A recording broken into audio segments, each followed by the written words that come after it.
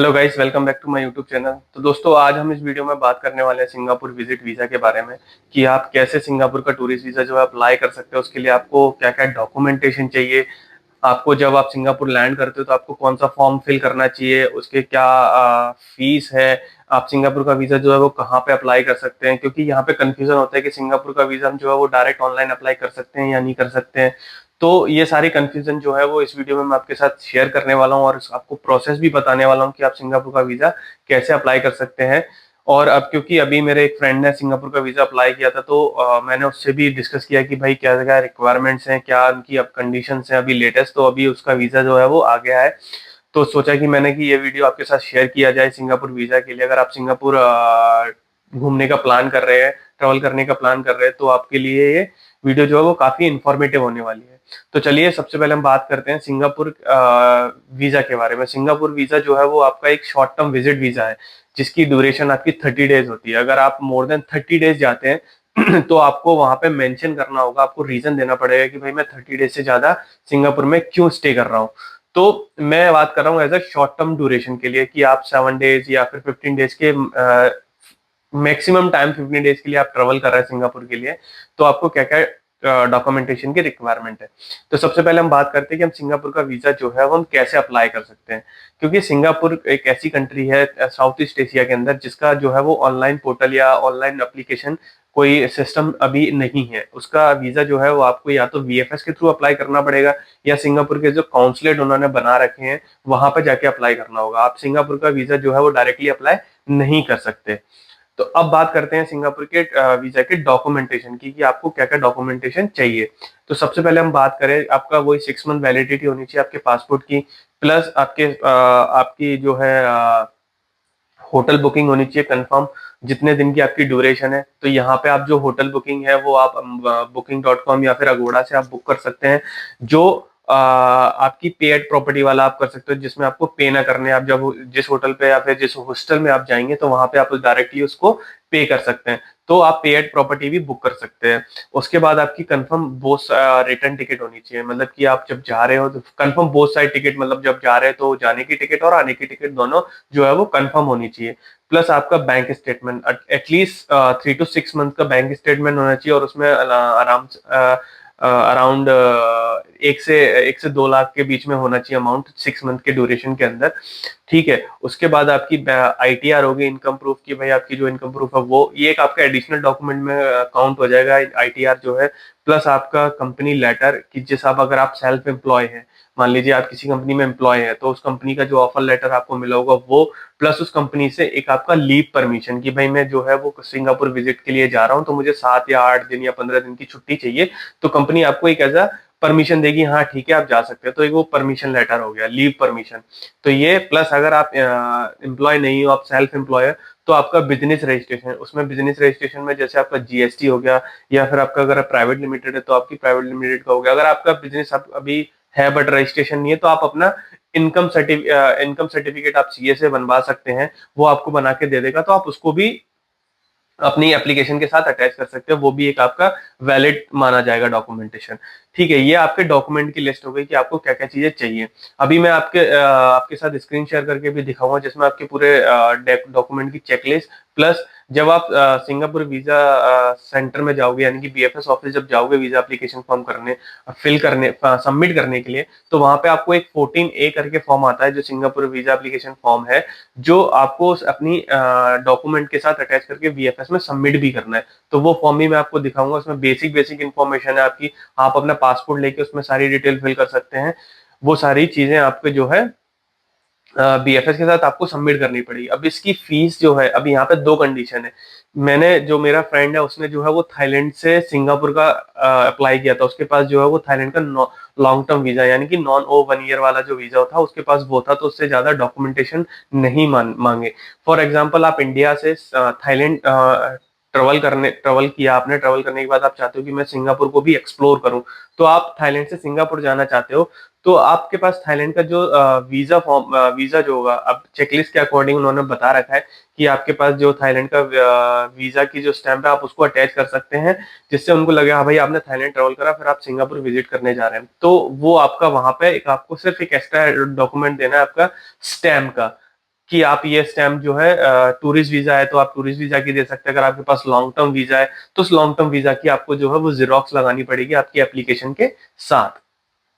तो ये आपका जो है वो यहाँ से आप ऐसे अप्लाई कर सकते हैं, थाईलैंड से सिंगापुर या फिर आप मलेशिया से सिंगापुर। तो आपको बस एक एडिशनल डॉक्यूमेंट में आप जिस कंट्री में उस कंट्री की आपकी जो पासपोर्ट पे स्टैंप होगी उसकी आपको देनी है, बट उस स्टैंप की वैलिडिटी यानी कि आपके सिंगापुर विजिट करने से पहले की वैलिडिटी जो है वो 10 डेज, एटलीस्ट 10 डेज होनी चाहिए। तो चलिए मैं आपको पहले डॉक्यूमेंट की चेकलिस्ट प्लस आपको फॉर्म बता देता हूँ कि आपको कैसे फिल करना है, क्या आपकी रिक्वायरमेंट है, तो जिससे कि आपके सारे डाउट्स जो है वो क्लियर हो जाए। तो दोस्तों आपको ये मेरी स्क्रीन पे दिख रहा होगा, ये जो है वो सिंगापुर वीज़ा एप्लीकेशन की चेकलिस्ट है। ये मैं अपने डिस्क्रिप्शन में भी डाल दूंगा, तो आप इसको डाउनलोड करके इसके अकॉर्डिंग डॉक्यूमेंट जो है वो रेडी कर सकते हैं। तो सबसे पहले आप वही बेसिक इन्फॉर्मेशन की आपका जो वीज़ा एप्लीकेशन फॉर्म है 14A वो आपको फिल करके इस चेकलिस्ट के साथ अटैच करके देना है। ये आपका सेकंड पॉइंट जो है dually filled English and sign by contact person in Singapore. अगर आप किसी सिंगापुर में किसी फैमिली के या किसी फ्रेंड के पास विजिट पे जा रहे हो तो वहाँ से उनको एक आपका इन्विटेशन लेटर जैसा होता है वो आपको सबमिट करना है। अगर आप एज अ नॉर्मल टूरिस्ट जा रहे हो तो ये सेकंड पॉइंट जो है आप इसको स्किप कर सकते हैं। आपका 2 रिसेंट फोटोग्राफ होनी चाहिए जो कि आपका वाइट बैकग्राउंड में होनी चाहिए। अकोमोडेशन आप अगर होटल में रुक रहे हो या फिर हॉस्टल में रुक रहे हो तो उसका आपके पास बुकिंग होनी चाहिए। आप ये जो है वो मेक माई booking.com या अगोड़ा से आप जो है पे एट प्रॉपर्टी वाला सिस्टम भी कर सकते हैं। फ्लाइट टिकट होनी चाहिए आपकी राउंड ट्रिप की, जब आप जिस डेट को जा रहे हो उसकी, और रिटर्न टिकट कंफर्म टिकट होनी चाहिए। प्लस आपका 2 फोटोकॉपी यानी कि आपके पासपोर्ट की फ्रंट और फ्रंट पेज की जो फ़ोटो है वो आपकी इस एप्लीकेशन फॉर्म के साथ आपको अटैच करनी है। ठीक है। इसके बाद आपका अगर आप थाईलैंड में हो, यानी कि अगर आप मान लो कि आप इंडिया से थाईलैंड आए हो, फिर दूसरी कंट्री से थाईलैंड आए हो, थाईलैंड से आप सिंगापुर जा रहे हो या फिर मलेशिया से सिंगापुर जा रहे हो, तो उस कंट्री का जो भी आपका स्टैम्प होगा, जैसे फॉर एग्जांपल मैं थाईलैंड में हूँ तो थाईलैंड की बात करते हैं। तो अगर आप थाईलैंड में आ रहे हो, थाईलैंड से आप सिंगापुर जा रहे हो, तो यहाँ पे उन्होंने मेंशन किया है photocopy of valid Thai visa and arrival stamp. तो आप यहाँ पे जो आपके पास थाईलैंड का जो स्टैम्प मिला होगा वीज़ा ऑन अराइवल का, या फिर आप इंडिया से स्टिकर वीज़ा या ई वीज़ा लेके आए हो तो उसका स्टैम्प आपको देना, और वो जो स्टैम्प है वो एटलीस्ट 10 डेज वैलिडिटी होनी चाहिए उसकी। तो आप अप्लाई कर सकते हो थाई वीज़ा के बिहाफ पे भी। ठीक है, तो उसका वो होना चाहिए। अगर आपके पास सिंगेन वीज़ा किसी कंट्री का है, यूके, यूएसए, कनाडा, तो आप उसका वीज़ा भी पासपोर्ट के जो वीज़ा लगा होगा उसकी आप फ़ोटो कॉपी जेरोक्स भी लगा सकते हो। इसके साथ अगर आपका ऑक्यूपेशन की अगर आप एम्प्लॉय हो तो आपका वही कंपनी का ऑफर लेटर प्लस आपका कंपनी से परमिशन की सर मैं 7 दिन या 8 दिन की लीव पे जा रहा हूँ, तो एक आपका लीव परमिशन लेटर। ठीक है। अगर आप एम्प्लॉय नहीं हो, अगर आप सेल्फ एम्प्लॉय, तो आपके बिजनेस का रजिस्ट्रेशन, जैसे बिजनेस का फॉर एग्जांपल जीएसटी हो गया आपका, प्राइवेट लिमिटेड अगर आपकी है तो उसका रजिस्ट्रेशन हो गया, ये सारी चीज़ें। अगर आप थाईलैंड से अप्लाई कर रहे हो तो थाईलैंड का आपका फिर वो वर्क परमिट हो गया। अगर आप यहाँ थाईलैंड में अगर वर्क परमिट पे नहीं है, आप मान लो आपके पास नॉन हो है, तो उस नॉन हो वीज़ा स्टैम्प्स की आपको जीरोक्स लगानी पड़ेगी।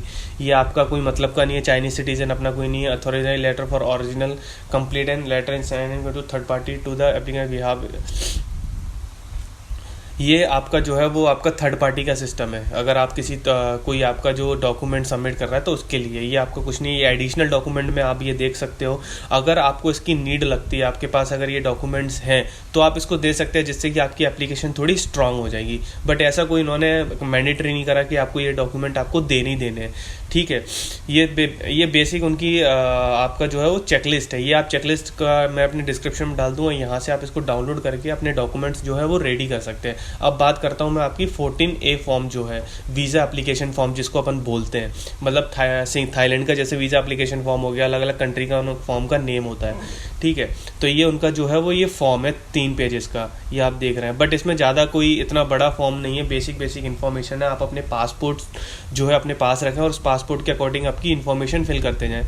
ये आपका फ़ोटो का साइज़ इन्होंने यहाँ पे वही पासपोर्ट साइज़ फ़ोटो जो आप बोल दो कि भाई मुझे वीज़ा के लिए चाहिए, तो वो आपको ऑटोमेटिकली यहाँ पे साइज़ दे देगा। ठीक है। इसके बाद आपका फुल नेम आ गया, जो है वो आपका फुल नेम यहाँ पे डालना है ये पूरा। ठीक है। आपकी डेट ऑफ बर्थ हो गई, आपका male female, material status single है कि मैरिड है, ये आपका स्टेटस, प्लस आपका नेशनलिटी सिटीज़न ऑफ स्पाउस। अगर आपकी वाइफ अगर सिंगापुरियन है तो उसका यहाँ पे डालना है। ये चेक बॉक्स है, आपको चेक बॉक्स पे क्लिक करना है। ठीक है, उसके बाद आपका कंट्री, प्लेस ऑफ बर्थ, आपका जो भी मान लीजिए आप इंडिया से, तो इंडिया का यहाँ पे डालोगे। कंट्री, स्टेट, आप किस स्टेट से आपका बर्थ प्लेस है। आपका यहाँ पर रेस जो दे रखा है इन्होंने, आप इंडियन है तो यहाँ पे इंडियन डालना है। जैसे इन्होंने दे रखा है एग्जांपल मलाया, इंडियन, चाइनीज़, तो ये अगर आप दूसरी कंट्री से, जैसे फॉर एग्जांपल यूएसए से, तो यूएसए से में आपको यहाँ पे यूनाइटेड स्टेट ऑफ अमेरिका डालना है। नेशनैलिटी आपकी इंडियन हो गई। Travel, type of travel document आपके पास कौन सा है, तो अपने पास तो इंटरनेशनल पासपोर्ट है। ये आपका कोई डिप्लोमेट डॉक्यूमेंट, आइटनरी, ऑफिशियल, ये अपने पास नहीं है, अपने पास इंटरनेशनल पासपोर्ट है। तो अपन यहाँ पे इसको चेक बॉक्स पे क्लिक कर देंगे। ट्रेवल डॉक्यूमेंट, आपका जो पासपोर्ट का जो नंबर होगा वो आपको यहाँ पे डालना है। आपके पासपोर्ट्स के अंदर जो आपकी पासपोर्ट का जो इशू डेट है वो डालना है, और आपकी एक्सपायरी डेट डालनी है, प्लस आपका जो पासपोर्ट है वो कहाँ अप्लाई हुआ था, किस स्टेट और किस कंट्री से अप्लाई हुआ है। ठीक है, ये अपने का कोई, अगर आप ये है नहीं तो अपने को ये स्किप करना है। आपका एड्रेस, आप जिस जो आपके पासपोर्ट पे एड्रेस दे रखा है आप उसके एड्रेस को भी यूज़ कर सकते हो, या फिर आप किसी जहाँ पे अगर आप जॉब कर रहे हो या फिर आप जहाँ पे रह रहे हो वहाँ का भी एड्रेस मेंशन कर सकते हो यहाँ पे। ठीक है, यहाँ पे आपका ईमेल एड्रेस, आपकी जो भी ईमेल रजिस्टर्ड आईडी है वो आप यहाँ पे दे सकते हो। Contact information, occupation, other details में है ये। ठीक है, एक तरह से आपका बेसिक इन्फॉर्मेशन ले रहा है कि आपका ऑक्यूपेशन क्या है। अगर आप सेल्फ एम्प्लॉयड हो या फिर एम्प्लॉयड हो तो यहाँ पे लिख सकते हो। आपकी क्वालिफिकेशन कितनी है, क्योंकि सिंगापुर थोड़ा सा मतलब थोड़ी सी हाई प्रोफाइल कंट्री अपन बोल सकते हैं वैसी है, तो ये थोड़ा सा उनके थोड़े से ज़्यादा फॉर्म्स की वो है कि आपको ये सारी इन्फॉर्मेशन देनी है। अभी जैसे इन्होंने एनुअल इनकम भी दे रखी है, आप सैलरी एम्प्लॉयड है तो आप अपनी इनकम को कैलकुलेट करके सिंगापुर डॉलर के अकॉर्डिंग कन्वर्ट करके यहाँ पे मेंशन कर सकते हो। आपका रिलीजन कौन सा है, आप हिंदू हो, मुस्लिम हो, क्रिश्चियन हो, तो यहाँ पे आपको डालना है। आपकी डेट का, आप सिंगापुर जो है वो कब आ रहे हैं, एक्सपेक्टेड डेट। यहाँ पे ऐसा फिक्स नहीं है कि भाई मैं जो है वो 10th ऑफ जून को जाऊँगा। आप यहाँ पे 10th की जगह 15th ऑफ जून भी डाल सकते हो, तो कोई इशू नहीं आएगा। उसका टाइप ऑफ वीज़ा आपका जो है वो सिंगल है कि डबल है, तो आप सिंगल एंट्री 30 डेज़ का ले रहे हो। पर पर्पज़ ऑफ विजिट सोशल या बिजनेस, तो यहाँ पे आपको सोशल डालना है। डिटेल ऑफ पर्पज़ की भाई मैं एज अ ट्रैवलर हूँ तो मुझे सिंगापुर जो है वो विजिट करना है, मुझे सिंगापुर को एक्सप्लोर करना है, तो आप ये लिख सकते हो।